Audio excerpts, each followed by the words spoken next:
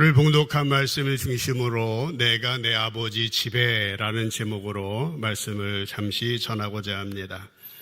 이스라엘의 유학을 다녀온 어떤 목사님이 쓴 글에 보면 이분이 유학 중에 알고 지내던 분 가운데 다윗이라고 하는 사람이 있었다고 합니다. 이분은 예루살렘 시내에서 버스를 운전하는 분이었는데 하루는 그에게서 전화가 왔습니다. 며칠이 있으면 자기 아들 나훔이라는 아들이 있는데 성인식에 와서 사진을 찍어달라는 부탁이었습니다. 그의 아들 나훔이라고 하는 친구는 공부로 말하면 꼴찌였다고 합니다. 그래서 결국은 대부분의 학생들이 다 가는 예루살렘에 있는 중학교는 가지 못하고 지방으로 유학을 가야 될 정도였다고 합니다. 그리고 다윗이라는 사람의 가정도 그냥 먹고 살 정도의 서민이었습니다. 그런데 놀라운 것은 성인식이 끝난 다음에 다윗은 아들 나훔에게 선물로 유럽 비행기표와 여행 비용을 주는 것을 보았다고 합니다. 그의 가정으로서는 엄청난 선물이었습니다. 얼핏 생각하면 나훔이라고 하는 이 아들은 천덕꾸러기 아들이었고 또 그 가정 형편도 넉넉한 편이 아니었습니다. 거기다가 여행하기에 아직은 어린 13세 소년에게 그 같은 선물은 과하게까지 느껴졌습니다. 그러나 공부를 꼴찌하는 나훔도 성인식을 치름으로 말미암아서 유대인 사회에서는 어엿한 성인으로 대접을 받게 되었던 것입니다. 구약 성경에는 물론 성인식에 관한 언급은 없습니다. 하지만은 유대인들의 성인 예식은 랍비들의 전승에 근거한 것입니다. 성인식은 히브리 말로 바로 미츠바라고 합니다. 이 뜻은 계약의 아들, 가르침의 아들, 말씀의 아들이라고 하는 의미를 가지고 있습니다. 성인식을 마친 유대인 소년, 소녀들은 하나님의 모든 계명을 지켜야 될 의무를 갖게 됩니다. 성인식을 하기 전까지는 계명을 지키지 않아도 1차적인 책임이 아버지에게 있었습니다. 하지만 성인식을 치르고 난 이후부터는 모든 책임이 자기 자신에게 돌아왔습니다. 자기가 책임을 져야 했습니다. 그래서 부모로서도 이날이야말로 자녀들에 대한 1차적인 종교적인 책임을 면하게 되는 기쁜 날이었습니다. 그 성인식 마지막에 축배를 들고 유리잔을 이 바닥에다가 깨지도록 이렇게 던졌다라고 하는 얘기입니다. 이제부터 그의 자녀가 신실하든 신실하지 못하든 그 1차적인 책임은 자녀 자신에게로 돌아가는 것이었다라는 것입니다. 사춘기가 막 시작되는 만 13세에 자신의 종교적인 삶에 대하여서 스스로 책임을 지게 하는 성인식이야말로 유대인 청소년들을 더 성숙하게 만들고 더 신중하게 만드는데 크게 기여해 왔습니다. 유대인 청소년들은 자의식이 강한 시기에 하나님과 계약을 맺음으로써 하나님께서 자신의 삶에 개입한다고 하는 사실을 인식하게 되었고 하나님과의 계약을 일평생 준수할 것을 다짐하는 것입니다. 그때부터 그들은 독자적으로 종교 행사에 참석할 수 있게 되었고 모든 회원들을 대표해서 성경을 봉독하거나 회중들을 대표해서 기도도 할 수 있었던 것입니다. 오늘날로 말하면은 할례는 유아 세례 정도의 의미고 성인식은 입교 예식이라고 말할 수 있겠습니다. 오늘 우리가 함께 읽은 본문 말씀은 성전에 간 12세 소년 예수님에 대한 이야기입니다. 지난 시간까지 우리는 예수님의 탄생에 관한 이러한 이야기들을 살펴보았습니다. 본문의 바로 전절인 39절에 보면은 예수님의 부모는 주님의 율법대로 모든 일을 마쳤습니다. 헌화 예식도 마치고 정결 예식도 마치고 율법에서 가르치는 대로 모든 일을 다 마친 다음에 예루살렘 베들레헴에 있다가 어디로 갔습니까? 갈릴리로 돌아갔다라고 하는 것입니다. 갈릴리로 돌아가서 나사렛에 정착을 하고 있는 상황이었고, 그로부터 거의 10여 년이 지난 12세 소년 예수의 이야기가 오늘 봉독한 말씀에 들어있는 겁니다. 물론 예수님의 탄생 이야기는 누가복음뿐만 아니라 다른 복음서에서도 증거하고 있지만은 소년 예수에 관한 이야기는 누가복음 오늘 본문이 유일한 본문입니다.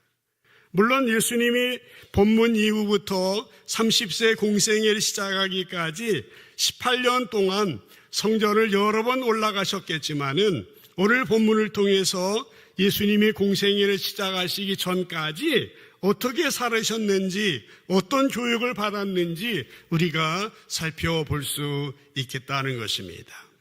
41절 오늘 처음 절 말씀을 보십시다. 그의 부모가 해마다 6월절이 되면 예루살렘으로 갔다라고 기록이 되어 있습니다.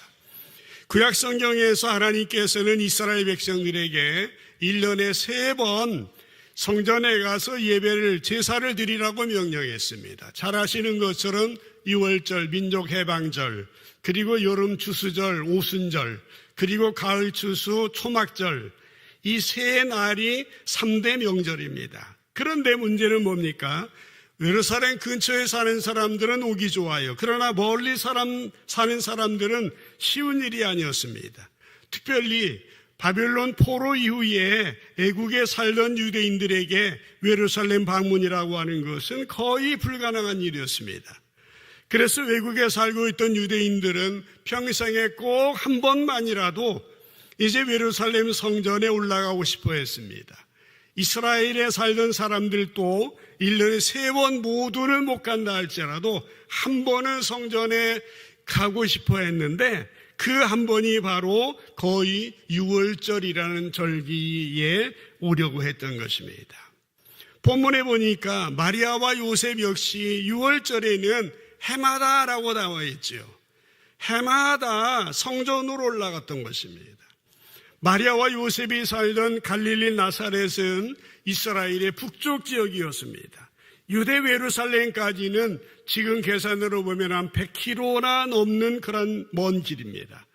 그 길을 매년 다녔다고 하는 것은 결코 쉬운 일이 아닌 것입니다. 지금까지 몇 번 말씀드린 것처럼 마리아와 요셉의 가정은 세상적으로 특별한 가정이 아닙니다. 경제적으로도 피난한 가정이었습니다. 그럼에도 불구하고 그들은 어땠습니까? 꾸준하게 말씀을 지킵니다. 성실하게 하나님의 말씀을 지키며 살아왔다라고 하는 것입니다.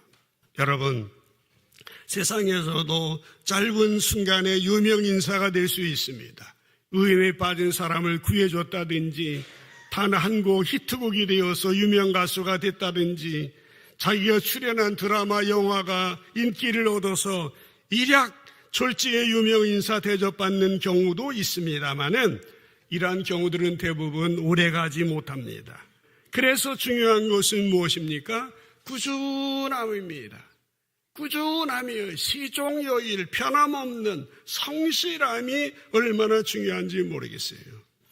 오늘 마리아와 요셉이 매년 해마다 성전에 올라가기 위해서는 그들 나름대로 준비할 것들이 많이 있었을 겁니다. 1년 내내 꾸준하게 성실하게 건강도 준비하고 재정도 준비하고 여러 가지 조금씩 모아두었을 겁니다. 또 한 해만이 아니라 매번 그렇게 했던 것입니다. 이것이 중요한 신앙입니다. 성실한 훌륭한 신앙인 것입니다. 우리가 마리아에 대하여서도 살펴보았지 않습니까? 성령께서 처녀 마리아에게 예수님이 잉태한 다음에 그의 자세는 뭡니까? 하나님의 뜻으로 알고 받아들이는 마리아를 보게 되었죠. 요셉도 마찬가지입니다. 마리아와 동침하지도 않았는데 임신했을 때에 자신의 정당성을 표시하기 위해서 사람들에게 마리아를 고발하지 아니하고 품어주었다고 하는 사실에 대해서 우리는 요셉이라고 하는 사람의 훌륭함에 대해서도 생각을 하고 있습니다. 물론 그런 모든 것도 귀한 것입니다만은 그런 삶이라고 하는 것은 어느 날 갑자기 되어지는 것은 아닙니다. 그들의 삶은 매년 성전에 올라가는 것과 같은 성실한 신앙의 과정 속에 이루어진 것입니다. 우리 한국교회의 기독교 그리스도인들이 세상에서 비난하는 것들은 무엇입니까? 대부분이 겉과 속이 다르다, 일관성이 없다, 미사오니 하고 금나오라 뚝딱 하는 식으로 과정에 성실하지 못함이 세상에서 지탄하는 그런 요소들입니다. 여러분, 새해 2025년도가 시작이 되었습니다. 하나님께서 우리에게 원하시는 것은 무엇이겠습니까? 주님의 뜻이 무엇인지를 알고 꾸준하게, 성실하게, 시종여일, 변함없이 주님 바라보며 한 걸음 한 걸음 저 높은 곳을 향하여 나아가는 것 아니겠습니까? 여러분 가운데 새해를 시작하면서 새로운 직분도 맡고 새로운 다짐도 하실 겁니다. 말씀을 보고 기도하고 예배하고 봉사하고 전도하는 다 좋습니다. 그런데 이것이 한순간이 되어서는 안 된다라고 하는 것입니다. 한 주 내내 성경 통독 수련회 가서 성경 전체를 읽는 것도 중요하지만은 그렇게 하고 난 다음에 1년 내내 성경을 한 줄도 읽지 않는다고 한다면은 보통 문제가 아니겠지요. 우리는 매일 몇 장씩이라도 꾸준하게 하나님 말씀을 묵상하고 하나님 말씀에 귀를 기울이는 것입니다. 이 영적 성장에 중요한 거예요. 40일 금식을 몇 번씩 하고 평생 기도하지 않는 것보다 하루에 5분, 7분, 10분이라도 쉬지 아니하고 꾸준히 기도하는 것이 우리 신앙생활의 믿음의 좋은 요소라고 하는 것입니다. 꾸준함, 변함없음, 언제나 있는 모습 그대로. 가끔 제가 로또 이야기를 합니다마는 1등에 당첨되면 상금이 대단하지 않습니까? 그래서 많은 사람이 매달리고 있어요. 어떤 사람은 도박이니까 하면 안 된다. 저는 그렇게 생각하지는 않습니다. 혹시 호기심으로 한두 번 사실 수도 있는데 문제가 뭐냐? 그것에 중독되는 사람들이 점점 많아지고 있다라고 하는 것입니다. 오늘날 상당히 많은 사람들이 고액의 당첨금을 생각하며 혹시나 하는 기대감으로 복권을 사지만 역시나로 끝이 납니다. 실제로 1등에 당첨될 확률은 814만 분의 1이라고 합니다. 이것은 벼락을 16번 맞아야 당첨이 될 확률이라고 합니다. 어마어마한 것입니다. 그런데 이런 일에 사람들이 몰려가고 있다고 하는 것입니다. 사회가 불확실하고 또 불안한 세대이기 때문에 일면이해도 되지만은 우리 그리스도인들로서 성실한 삶이 중요합니다. 이런데 문제가 뭡니까? 가장 큰 문제는요, 삶의 성실한 과정을 빼앗아 간다라고 하는 것입니다. 매 순간 성실해야 될 삶을 내팽개친 채 이렇게 희귀한 당첨의 확률을 기대하며 산다고 하는 것은 너무나 하나님이 주신 이 삶을 무모하게 허비해버리는 거다라고 하는 것입니다. 이것은 우리의 신앙생활에도 마찬가지입니다. 옛날에 기도원 같은 데 집회에서 암병과 같은 병에 생에 막빠져 있는 사람이 지푸라기라도 잡는 심정으로 참석하는데 앞에선 강사는 뭐라고 합니까? 헌금을 얼마 하고 나을 줄 믿고 기도하면 틀림없이 낫는다. 아멘. 이렇게 하면은 사람들이 거기에 매달립니다. 물론 하나님이 어떤 사람은 낫게 해주시기도 합니다. 그러나 대부분은 그렇지 않은 거예요. 병이 낫는 것만이 은혜가 아닙니다.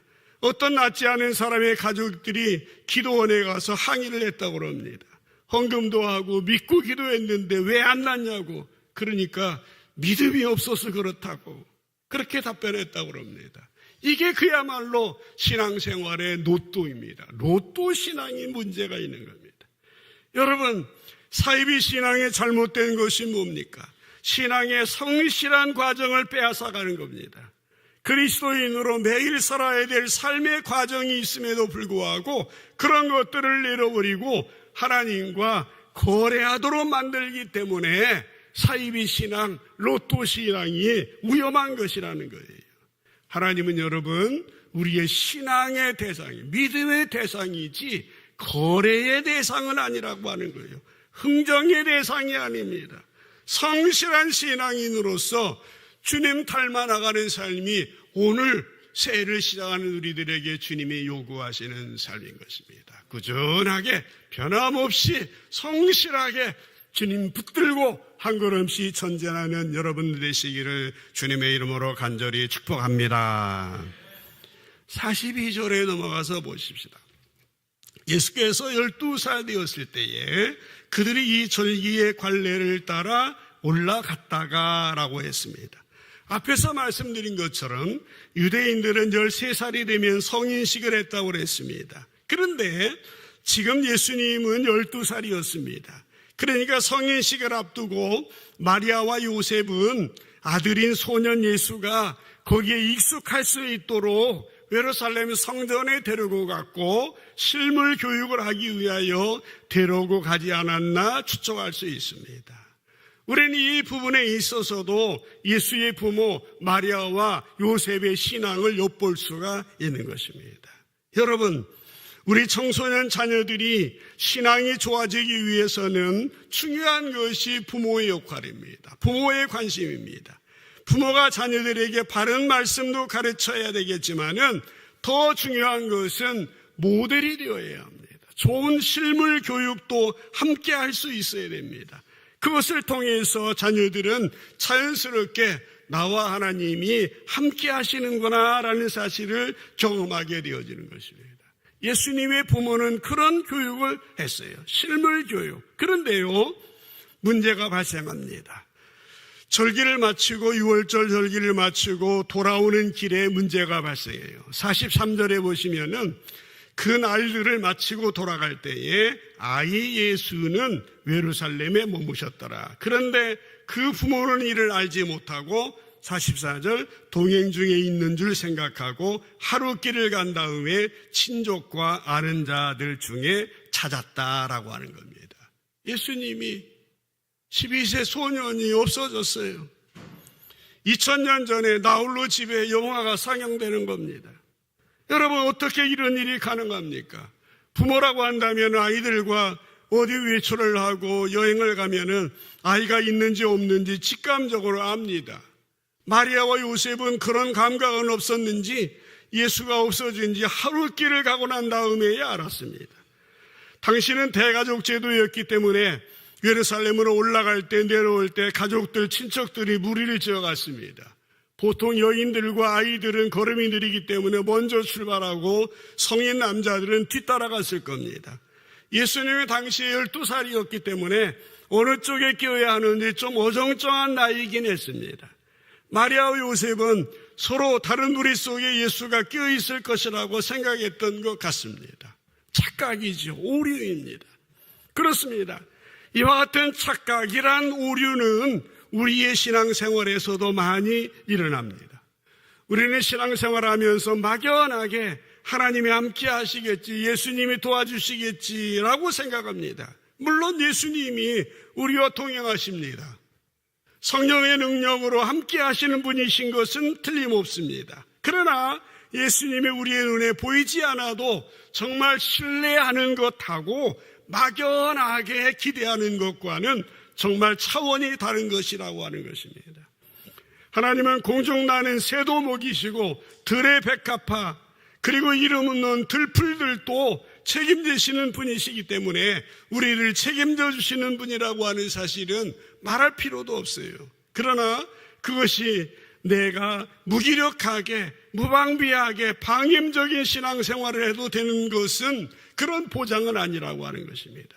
그렇기 때문에 우리는 어떻게 해야 됩니까? 더더욱 하나님만 바라보고 하나님을 의지하고 말씀의 기초 위에 좌우로 치우침이 없어야 됩니다. 그래서 시인은 뭐라고 말했습니까? 주님의 말씀이 내 발의 등이라고. 캄캄한 세상 아닙니까? 요즘에 얼마나 불안한 이 세상 속에 살아갑니다. 주의 말씀이 내 발의 등이고 내 길의 빛입니다. 더욱더 주님만 바라보고 의지하고 신뢰하는 삶이 우리의 삶이 되어야 하는 것입니다. 사랑하는 성도 여러분, 부디 한 해 2025년도를 시작하는데 주님만 바라보고 주님을 의지하며 주님 신뢰하는 여러분 되시기를 다시 한번 주님의 이름으로 축복합니다. 마리아와 요셉은요, 없어진 예수를 찾기를 시작합니다. 44절로 넘어가 보십시다. 동행 중에 있는 줄로 생각하고 하루 길을 간 다음에 친족과 아는 자 중에 찾되 하면서 45절에 뭐랬어요? 만나지 못하네. 찾으면서 예루살렘에 돌아갔더니. 여러분, 놀이공원 같은 데서 자녀를 잃어본 경험이 있으십니까?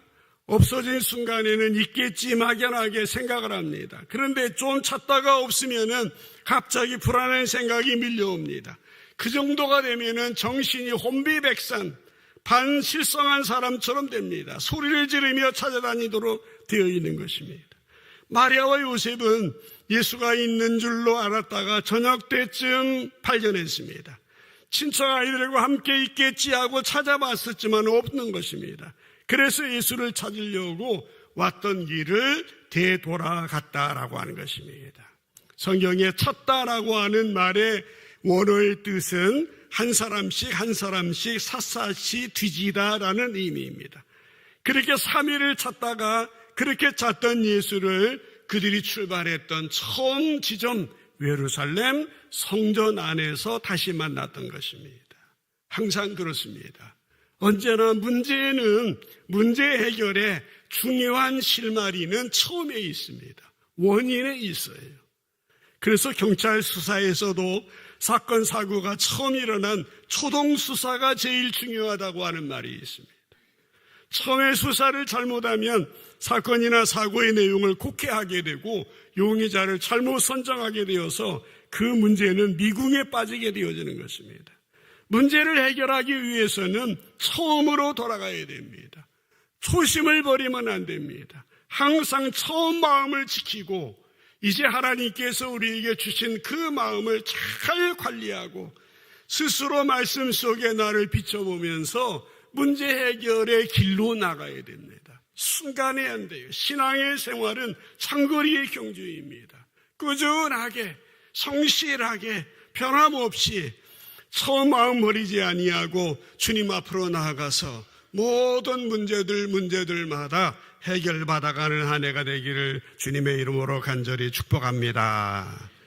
46절 47절에 이어서 보겠습니다. 사흘 후에 성전에서 만났습니다. 예수가 선생들 중에 앉으사 그들에게 듣기도 하시며 묻기도 하시니 뭐예요? 듣기도 하고 묻기도 했다. 질문도 하고 대답도 하고 문답을 하고 있는 것이. 그런데 47절에 보면은 듣는 자가 다 그 지혜, 예수의 지혜와 예수의 대답을 놀랍게 여겼다라고 하는 것입니다. 예수의 부모들은 예수를 사흘 만에 다시 만났습니다. 그런데요, 다시 만난 예수님은 성전의 여러 랍비들하고 듣기도 하고 묻기도 하는 토론을 하고 있어요. 이 문답법은요, 당시의 교육 방법입니다. 요즘에도 이 히브리인들, 유대인들의 문답법이 많이 전해오고 있지 않습니까? 그 하브루타라고 하는 그 교육 방법입니다. 여러분도 몇 번씩 들어보셨고 아시겠습니다만은 유대인들의 그 도서관에 가보시게 되면은 우리처럼 정숙, 침묵, 조용히 이렇게 안 써 있습니다. 그들 도서관은 정말 오일 시장과 같아요. 시끌시끌합니다. 왜 그래요? 서로 질문하고 대답하고. 하브루타라고 하는 말은 히브리 말로 동료, 친구라고 하는 뜻입니다. 교수도 동료가 되고 서로 대화하려고 문답하는 겁니다. 그들은 그렇게 말하지 않습니까? 자기 말로 설명할 수 없으면은 진정으로 아는 지식이 아니다라는 겁니다. 그렇기 때문에 질문하고 대답하고 질문하고 대답하고 이렇게 예수님이 어린 시절부터 그렇게 성전에서 랍비들하고 하고 있는 거예요.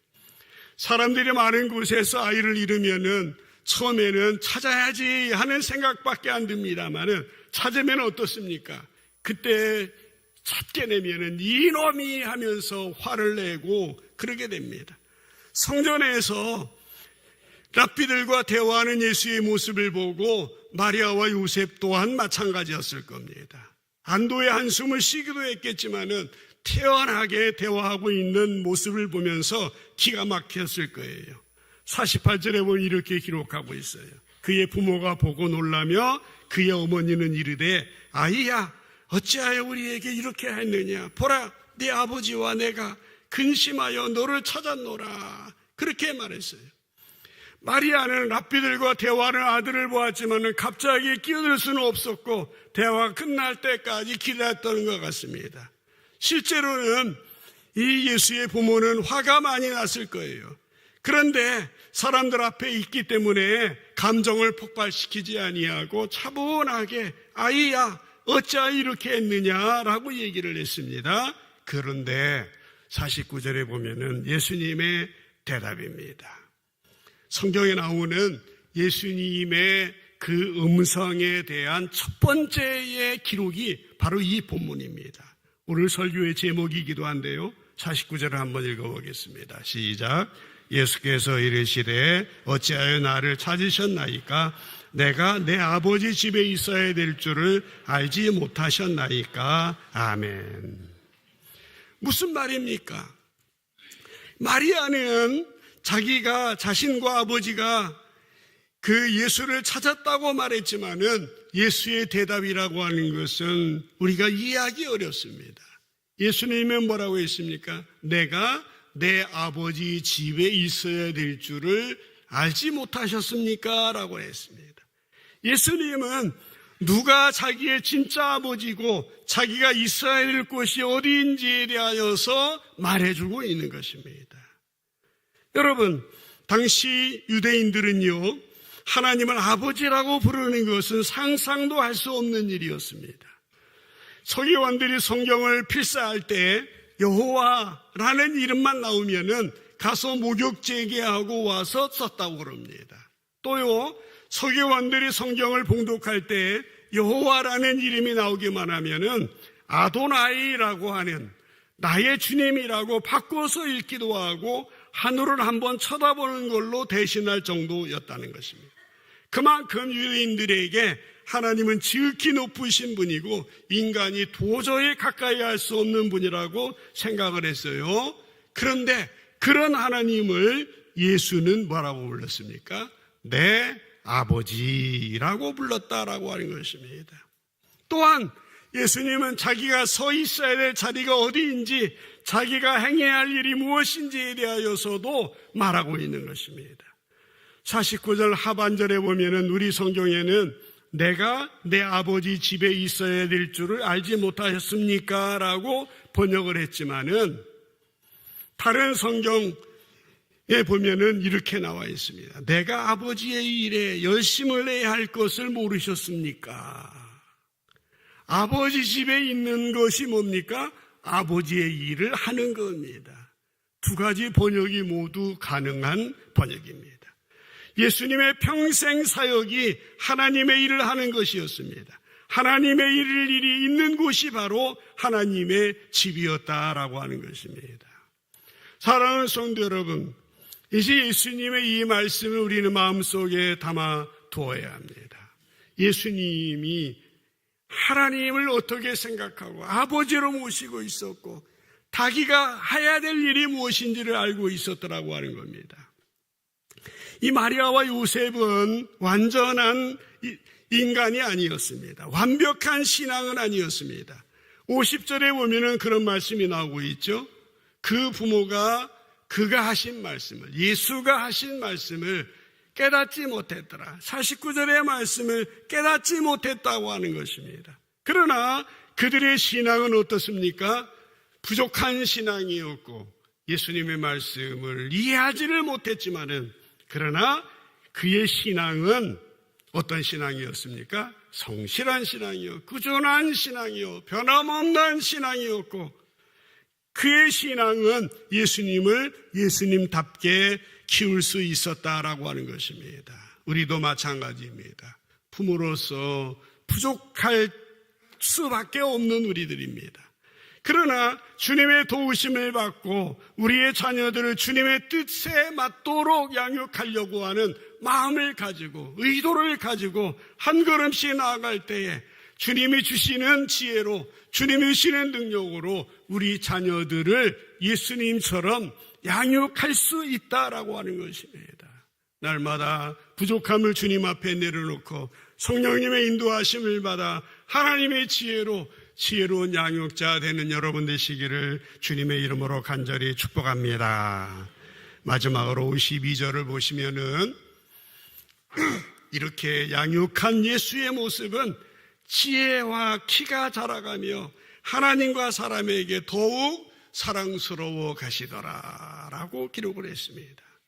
여러분, 이 구절을 읽어보면 이 구절은요, 당시에 영지주의라고 하는 이단 사상이 횡행하고 있었습니다.